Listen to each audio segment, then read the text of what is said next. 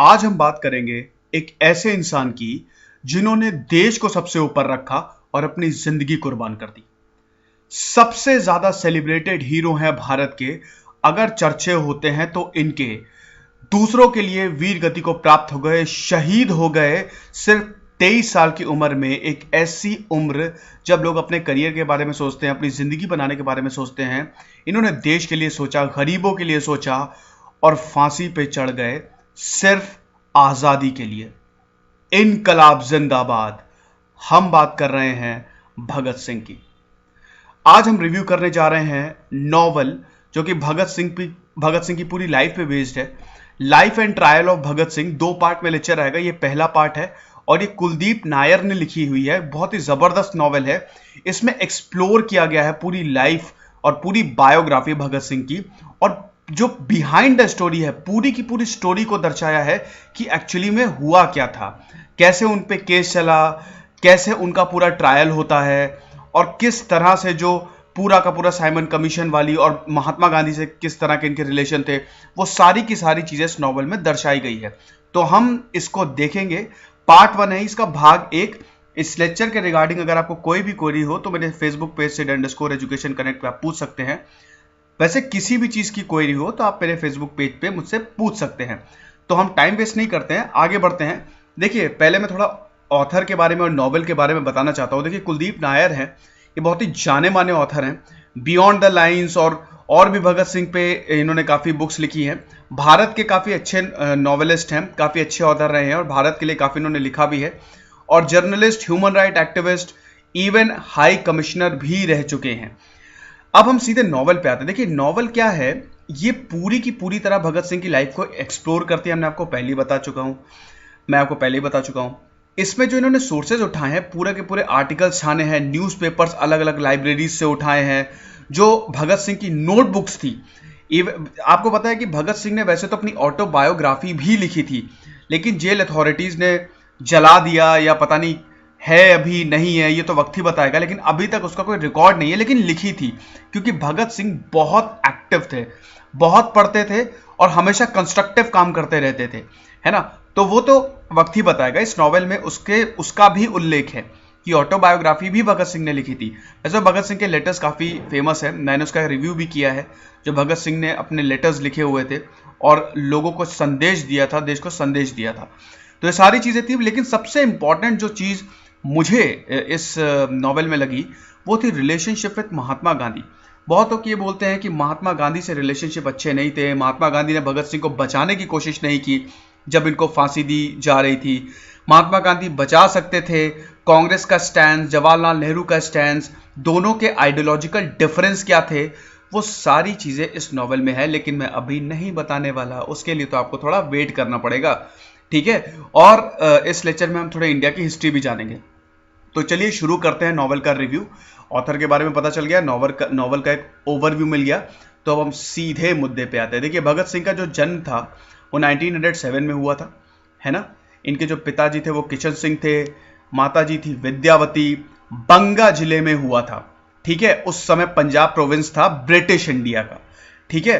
तो यहां पे जन्म हुआ था। शुरू से ये काफी इनका जो खून था ना, देखिए भगत सिंह एक अच्छी फैमिली के थे, वेल टू डू फैमिली के थे, ठीक है। बढ़िया थी, अच्छी खेती बाड़ी सब थी। और इन रेवोल्यूशनरी का जो खून था, जो क्रांतिकारी का खून होता है ना, इनके पूरे परिवार में ही था। इनके पूरे परिवार में भी काफी क्रांतिकारी हुए थे। तो जब भगत सिंह का जन्म हुआ तो इनके 2 अंकल, इनके चाचा जी अजीत सिंह और स्वर्ण सिंह, इनकी रिलीज हुई थी, है ना। तो ये तो भाई डबल सेलिब्रेशन होगी। एक तो भगत सिंह का जन्म, और भाई देखिए जब किसी का जन्म होता है ना, पता नहीं होता है वो क्या करेगा, कितने बड़े बड़े काम कर जाएगा। इनके परिवार को भी बिल्कुल भी नहीं पता था कि भगत सिंह इतने बड़े बड़े काम कर जाएंगे। तो ये बहुत बड़ी बात थी। लेकिन भगत सिंह शुरू से ही देशभक्ति पूरा, मतलब अपने सिर्फ माइंड में एक ही चीज लेके चलते थे, देश को आजाद कराना है। 1919 में आपको पता ही है कि देखिए, अब मैं थोड़ा हिस्ट्री में जाने वाला हूं, ठीक है। 1919 में होता है नॉन कोऑपरेशन मूवमेंट, है कि नहीं। I am sorry, well actually 1919 में नहीं है, 1920 में हुआ था। I am really sorry. तो ये 1920 में नॉन कॉपरेशन मूवमेंट होता है, ठीक है, इसको 20 कर लेते हैं, कोई बात नहीं, थोड़ी सी डेट इधर उधर हो जाती है कभी मेरे से भी, है ना। तो 1920 में महात्मा गांधी स्टार्ट करते हैं नॉन कॉपरेशन मूवमेंट। थोड़ा इससे पहले चलते हैं, देखिए 1909 में क्या आता है, मिंटो मॉर्ले रिफॉर्म्स आता है, ठीक है, जस्ट भगत सिंह के जन्म के 2 साल बाद मिंटो मॉर्ले रिफॉर्म आता है। लॉर्ड मिंटो उस समय वाइसरॉय होते हैं, ये रिफॉर्म लेके आते हैं। इसमें क्या होता है, भारत के कानून का एक तरह से ड्राफ्ट होता है, खाका होता है, रिप्रेजेंटेशंस का ड्राफ्ट होता है, ठीक है, तो होता है। तो अब इसमें क्या होता है कि हर 10-10 साल में इसको रिव्यू किया जाएगा, ठीक है, ऐसा बोलती है उस समय ब्रिटिश सरकार। तो 1919 में ही ये मॉन्टैक्स क्लेम्सफोर्ड रिफॉर्म के तौर पे आता है, ठीक है, जिसको रोलेक्ट एक्ट कहते हैं 1919 में। इसमें भयंकर डिस्क्रिमिनेटरी प्रपोजल्स होते हैं। इसमें क्या होता है, इसमें यह बोला जाता है कि ऐसा है, बिना किसी कार्रवाई के हमको शकबर हुआ तो उठा के जेल में डाल देंगे। इसके खिलाफ प्रोटेस्ट होता है, जलियांवाला बाग कांड हो जाता है अप्रैल 1919 में। लाखों लोग, सत्यपाल और किचलू को इसी की वजह से जेल में डाला जाता है, क्योंकि वो इस एक्ट के लिए प्रोटेस्ट कर रहे होते हैं। तो उनकी सेंटेंस के लिए वहां पे लोग जमा हो जाते हैं जलियांवाला बाग में, बहुत ही पीसफुली प्रोटेस्ट कर रहे होते हैं। और भारत में तो संविधान में भी है भैया, पीसफुली प्रोटेस्ट कर सकते हैं। तो पीसफुली प्रोटेस्ट कर रहे होते हैं। जनरल डायर बोलते हैं उड़ा दो सबको। क्या होता है कि उस जो जलियांवाला बाग होता है उसकी बाउंड्रीज को सारे के सारे गार्ड्स घेर लेते हैं, ब्रिटिशर जितने भी होते हैं, और जनरल डायर ये आदेश दे देते हैं उड़ा दो सबको। तो कुछ ही मिनटों में मैदान जो होता है ना वो पूरा साफ हो जाता है ना, वो बिल्कुल एक लाशों का मैदान बन जाता है। एक छोटा सा कुआं होता है, अपनी जान बचाने के लिए वहां तक लोग कूद जाते हैं, और ऐसा बोला जाता है कि आज भी उस कुएं से खून निकलता है। अगर आप उसका पानी ले तो उसमें कुछ ना कुछ परसेंटेज ब्लड का है, इतने लोग वहां पे कूदे थे। तो भगत सिंह क्या करते हैं, सीधे वहां पे जाते हैं। एक दिन भगत सिंह सीधे वहां पे जाते हैं, स्कूल पे पढ़ते हैं भगत सिंह शुरू से ही। मैंने बताया कि मन में ही इनका ये बिल्कुल एक विचार था कि क्रांति तो लानी ही लानी है। तो स्कूल से सीधे जलियांवाला बाग जाते हैं। अब घर वाले बहुत परेशान कि अरे भगत आया नहीं, भग्गू भग्गू इनको घर पे बोला जाता है, तो भग्गू आया नहीं, स्कूल से कहाँ चला गया, इनके टीचर परेशान। तो ये सीधे जाते हैं जलियांवाला बाग, पूरे ग्राउंड को देखते हैं। वो वहां पे जो कपड़े छितरे पड़े हुए हैं, खून के धब्बे पड़े हुए हैं, गोलियां पड़ी हुई हैं, ये सब देख के एक छोटा सा बच्चा, आप सोचिए छोटा सा बच्चा है, सब देख के एकदम विचलित हो जाते हैं। वो बॉटल होती है उनके पास, मिट्टी भर के लाते हैं, घर वापस आते हैं। घर आते हैं, उनकी माँ बोलती है, बहुत उदास होता है भगत सिंह, क्या हुआ बेटा, कोई जवाब नहीं देते हैं, चुपचाप बैठे रहते हैं, काफी देर तक बैठे रहते हैं, उस बॉटल को देखते रहते हैं। और उसके बाद अपनी माँ विद्यावती से बोलते हैं, माँ ये हमारे लोगों की मिट्टी है, खून है इस मिट्टी में हमारे लोगों का, है ना, मैं ये वादा करता हूं कि इनकी कुर्बानी व्यर्थ नहीं जाएगी। उस बॉटल को इन्होंने रैक पे रखा जहां भगवान थे, और डेली पूजा करते थे, फूल चढ़ाते थे, और डेली उनको नमन करते थे उस मिट्टी को। ये तो इतनी छोटी सी उम्र में इनका जज्बा था।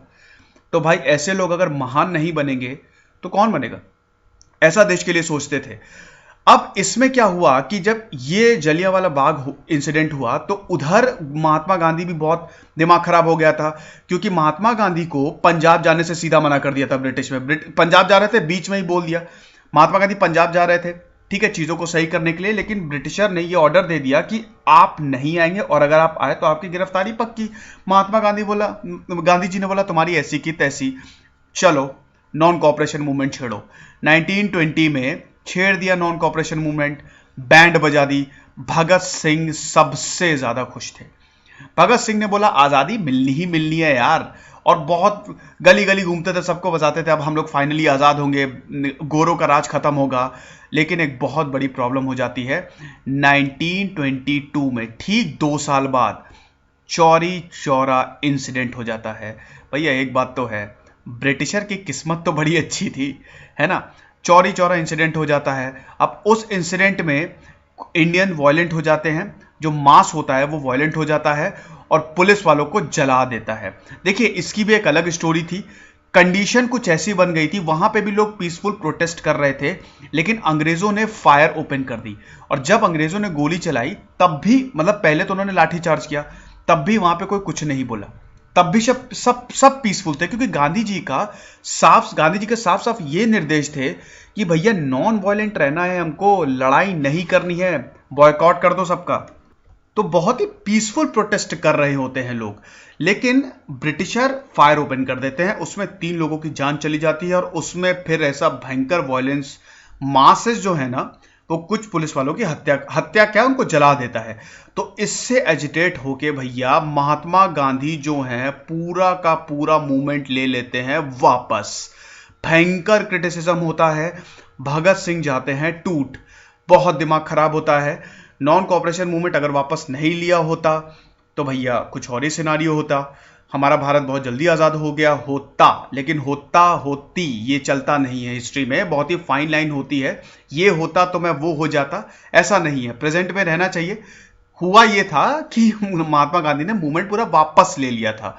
भगत सिंह, देखिए अगर नहीं लेते तो भगत सिंह का जन्म भी तो नहीं होता ना भैया। किस्मत के कुछ और ही प्लान्स होते हैं, हम लोग सोचते रह जाते हैं लेकिन कुछ और ही खेल जाते हैं सब लोग। तो ये चीज है, तो लाइफ ऐसी होती नहीं जैसा हम सोचते हैं। तो भगत सिंह जैसे हीरो का भी जन्म नहीं होता अगर ये चीज नहीं हुई होती।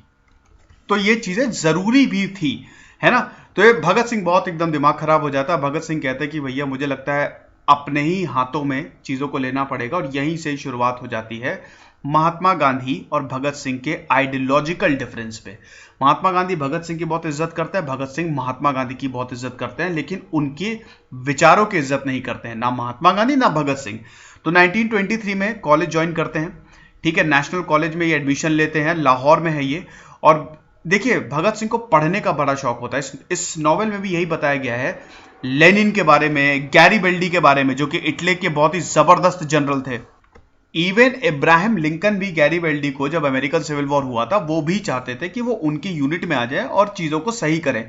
तो इन सबसे बहुत ज्यादा प्रभावित थे, स्पेशली लेनिन से तो बहुत प्रभावित थे। और एक चीज और थी, भगत सिंह बहुत पढ़ते थे, इतना पढ़ते थे, इवन जब वो अपने जेल में थे तब वो जो भी उनसे विजिट करने आता था, वो उनका सख्त ऑर्डर थे, सख्त निर्देश थे कि भैया एक बुक जरूर लेके आओ।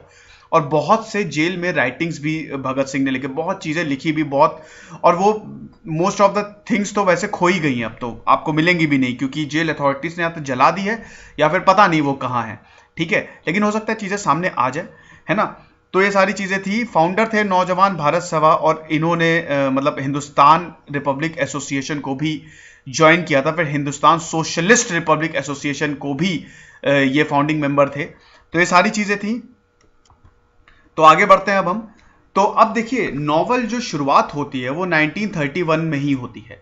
1931 से ये पीछे से थोड़ा आगे बढ़ती है, मतलब इन द सेंस कि ये लास्ट इवेंट को पहले दिखाती है। तो 1931 में किस तरह से इस नॉवल में दर्शाया गया है, एक तो नरेशन बहुत ही जबरदस्त है कुलदीप नायर का, मजा आ गई थी मुझे तो पढ़ के, ऐसा लग रहा था कि एकदम सच में हो रहा है। तो ये बहुत, तो जो 23 मार्च 1931 को आपको पता ही है फांसी, ये प्रीपोन किया गया था बेसिकली इनकी फांसी को, एकदम से ये ऑर्डर आया था ताकि एकदम हिला दिया जाए सबको।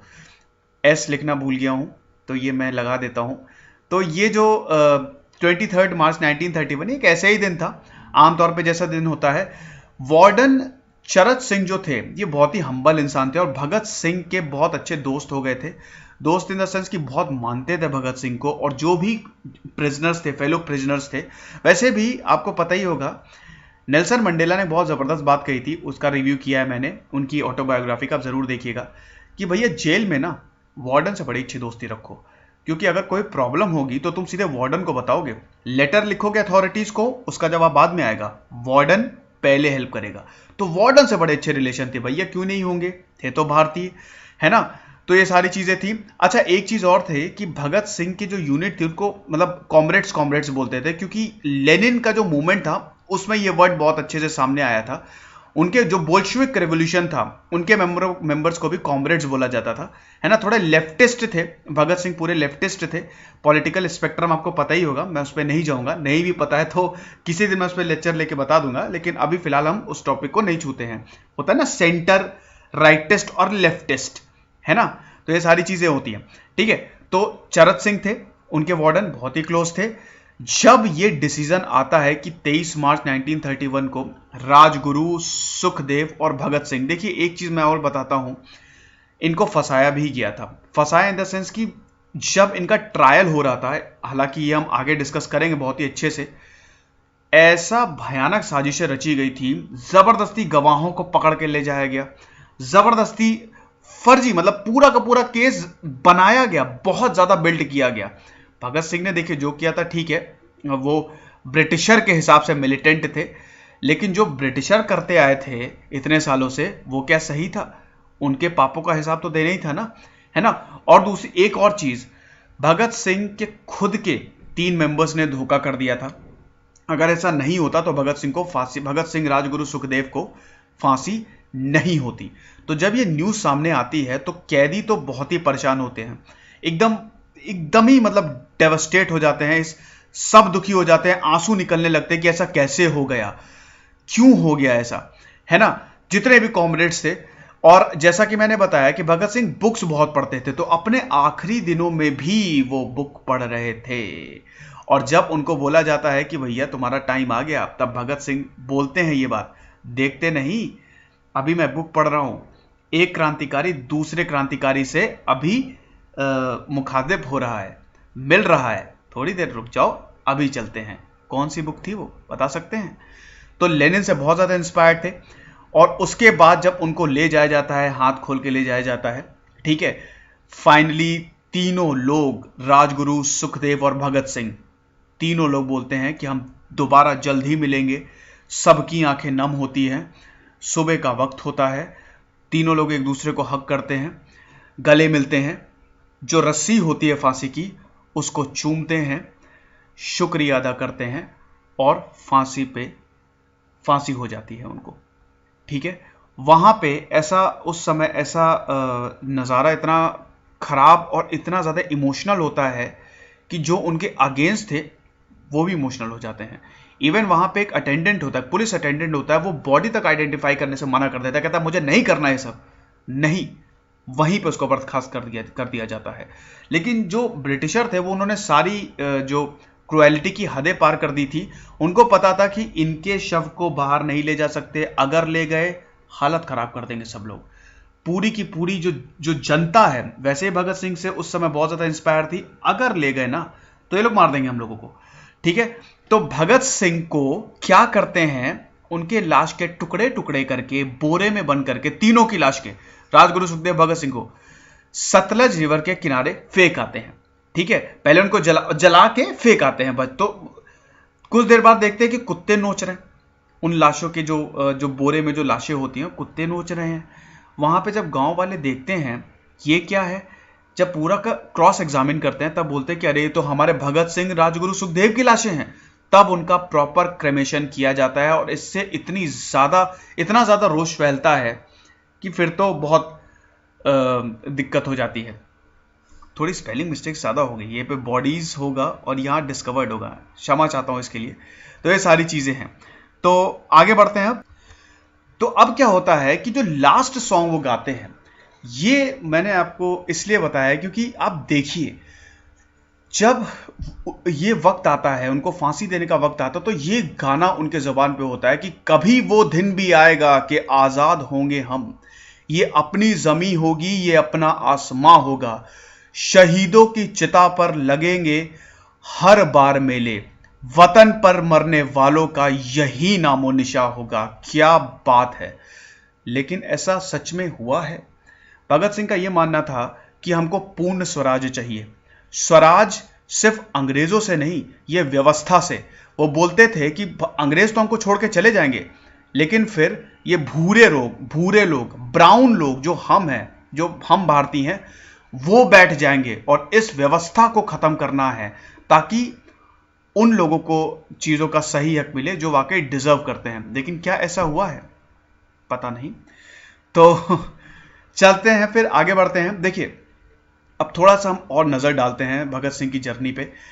बहुत देखिए, ये एक्चुअली जो नॉवेल है वो सीधे 1931 से ही शुरू होती है। पूरा का पूरा इसमें हिस्टोरिकली दिखाया गया है कि क्या उस समय माहौल था और किस तरह से उनका एग्जीक्यूशन होता है, ठीक है। तो 1924, जैसा कि मैंने बताया कि बहुत शुरू से ये काफी एक्टिव थे और बहुत ही ब्रिलियंट स्टूडेंट थे। Bhagat Singh was a brilliant student, ठीक है। तो हिंदुस्तान रिपब्लिकन एसोसिएशन के 1924 में वो मेंबर बनते हैं नॉन कोऑपरेशन मूवमेंट की। मैं ऑलरेडी आपको स्टोरी बता चुका हूं। अब यहां पे क्या होता है, 1927 में इनको पहली बार अरेस्ट किया जाता है काकोरी केस में। मेरा क्वेश्चन ये है कि आप काकोरी केस बताइए क्या था, 3-4 लाइन में बताइएगा, कोशिश करिएगा, और ये भी बताइए कि इसमें कौन कौन इन्वॉल्व था, है ना, जरूर बताइए। ये एक मेरा क्वेश्चन है आपसे, ठीक है। तो 1927 में पूरा का पूरा केस होता है, और उस समय क्या होता है ना कि जब नॉन कोऑपरेशन मूवमेंट खत्म होता है तो थोड़ा एक वैक्यूम सा आ जाता है। अब दिक्कत क्या होती है कि 1923 में स्वराज पार्टी भी फाउंड हो जाती है। एनसी केलकर, सीआर दास फाउंड करते हैं। वो बोलते हैं कि ऐसा है भैया, यहाँ चिल्लाने से कुछ नहीं होगा, जाके जाओ संसद में, उनकी पार्लियामेंट में जाओ, वहां पे जाके चिल्लाओ, सीटें जीतो, और उसके बाद वहां पे जाके तुम करो, तब कुछ होगा, तब ब्रिटिशर शायद सुनेंगे। तो यही करते हैं, स्वराज पार्टी फॉर्म होती है, लेकिन बाद में कुछ इतना खास कर नहीं पाती। तो काफी वैक्यूम सा हो गया होता है चीजों को। अब भैया कानून का क्या, 1909 में मैंने आपको बताया था मिंटो मोर्ले रिफॉर्म्स, 10 साल बाद रिव्यू कानून को करना है ना।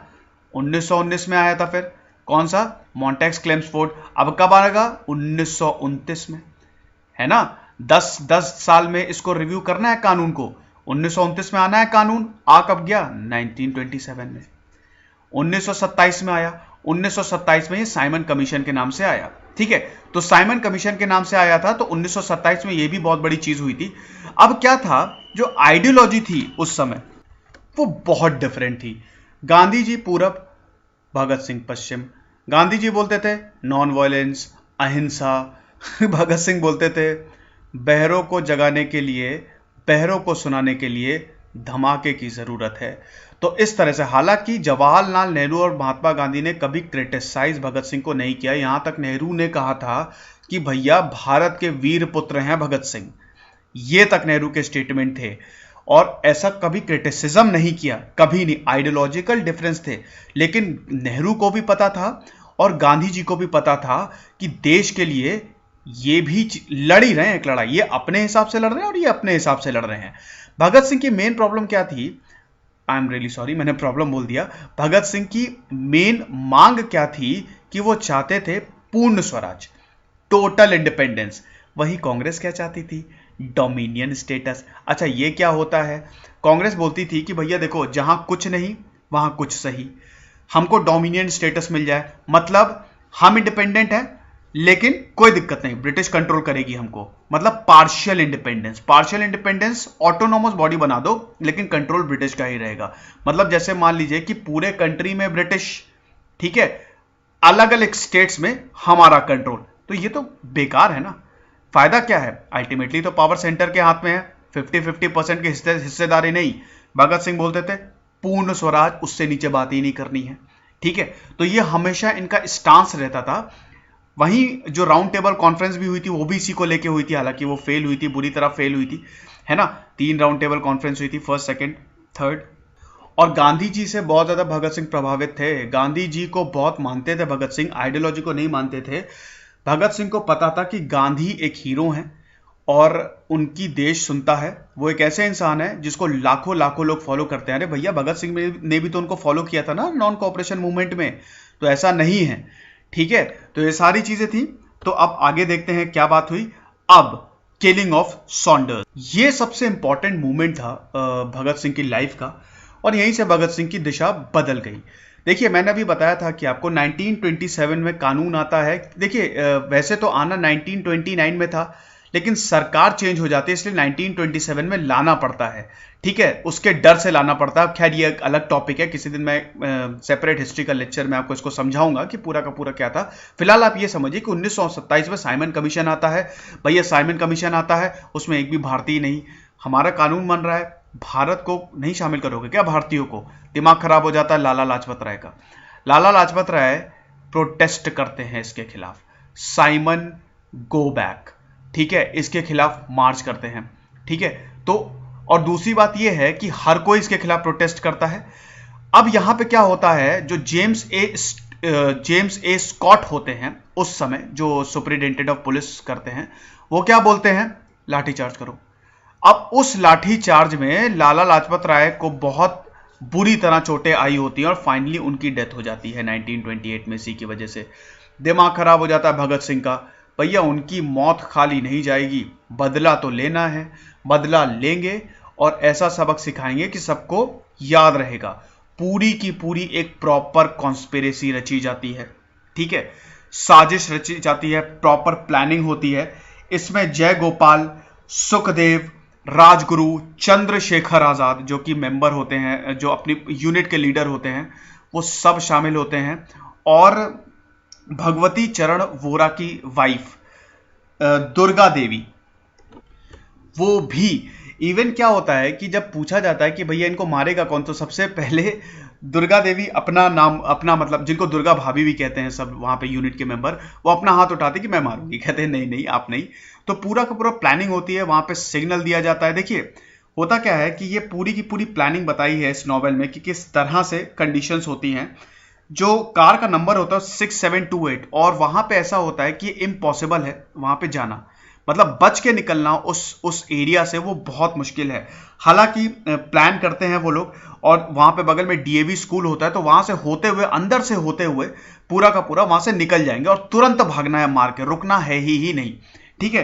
तो जय गोपाल जो होता है उसको बोला जाता है कि आप नंबर को याद कर लेना, तुम 6728 गाड़ी का नंबर होता है। और जय गोपाल बाद में इनके खिलाफ गवाही देता है, और इसी की वजह से भगत सिंह को फांसी भी होती है। सेंटेंस जो होता है वो जो मेंबर दगा दिए थे, इसमें एक जय गोपाल होता है, उसकी भी बात हम पूरा करेंगे, ट्रायल देखेंगे किस तरह से था। तो ये बहुत बड़ा एक रीजन होता है। लेकिन क्या होता है, जॉन पी सॉन्डर्स को मार दिया जाता है अनफॉर्चुनेटली, एक्सीडेंटली। मतलब जो सिग्नल होता है वो रॉन्ग हो जाता है, और जॉन पी सॉन्डर्स को वहां पे जो असिस्टेंट एसपी ऑफ पुलिस होते हैं उनको उड़ा दिया जाता है, उन पे गोली चला दी जाती है। अब उसमें से जब ये चीज होती है तो सब भागते हैं, ठीक है, भागेंगे ही भाई, है ना।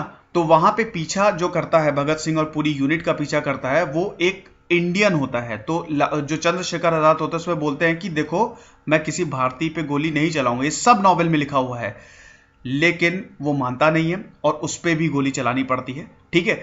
तो ये सारी चीजें हैं। अब इनकी ढूंढैया चालू अब ढूंढो, पूरी यूनिट को ढूंढो, हिंदुस्तान रिपब्लिकन एसोसिएशन को ढूंढो, साम दाम दंड भेद जो चाहे करो, लेकिन इनको छोड़ेंगे नहीं। बड़ी प्रॉब्लम। अब बहरूपिये का भेष बदलते हैं। देखिए भगत सिंह और पूरी जो उसमें लोग इन्वॉल्व होते हैं, उसमें से बच के चीजों को निकलना पड़ता है। तो 1928 19 दिसंबर में सुखदेव, दुर्गावती जो दुर्गा भाभी होती हैं, दुर्गावती देवी, उनको बुलाया जाता है हेल्प के लिए कि हमारी हेल्प करिए और हमको यहां से निकलना है। भगत सिंह एक बिल्कुल एक प्रॉपर एक सूट बूट में तैयार होते हैं, ठीक है, एक एलीट क्लास जो होते हैं ना, सबसे अपर क्लास, उसका पूरा लुक रखते हैं, और सुखदेव उनके नौकर होते हैं, ठीक है। और जो दुर्गावती देवी होती है वो भगत सिंह का वाइफ, मतलब एज अ रोल वो प्ले करती है ताकि वहां से बच के निकला जा सके, ठीक है। क्योंकि अगर ऐसा नहीं करते ना तो पुलिस तो पकड़ लेती ना उन्हें, तो उनको रूप बदल के निकलना था शहर से बाहर। तो इसकी वजह से तीनों लोग जाते हैं, कोई उन पे शक नहीं करता, और आराम से कलकत्ता निकल जाते हैं। चंद्रशेखर जो आजाद होते हैं वो तो भैया आराम से, भैया मैं आजाद हूं, मैं आजाद रहूंगा, उनको तो कोई पकड़ ही नहीं पाया। बहुत ही जबरदस्त इंसान थे, रेवोल्यूशनरी थे, है ना।